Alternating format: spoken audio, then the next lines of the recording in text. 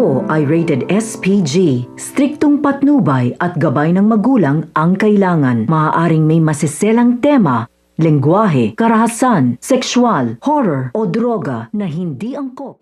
Sa tagal nga na nakaratay na nga itong si Lolo Pepe sa ospital ay darating na nga ang oras na muli na nga mumulat nga ito. Subalit sa hindi inaasahang pagkakataon, ituturo nga nito ni Lolo Pepe ito nga si Doc Benitez at ito nga si Zoe na kung saan tinatanong nga nito ni Giselle kung bakit nga ba niya tinuturo nga ito at kung anong gustong sabihin nga nito. Subalit habang nga nag-aares na nga ito nga si Lolo Pepe, dito na nga rin makikitilan ng buhay nga ito dahil hindi niya na nga kakayanin at magpapakita naman nga itong si Lolo Pepe dito nga kay Annalyn at meron nga siyang babala nga dito na mag-ingat nga kay Doc Benitez. Kaya naman napapaisip na nga itong si Annalyn kung ano nga ba ang gusto nga sabihin nga nito ni Lolo Pepe tungkol nga kay Doc Benitez at tuluyan na nga mamamaalam si Lolo Pepe. Kaya naman pakatutukan nga natin ang mamamaalam nga nito ni Lolo Pepe dito nga kay Annalyn at kung matupasan na nga niya kung ano nga ba ang gustong sabihin nga ito na magpakita nga ito si Lolo Pepe sa kanya.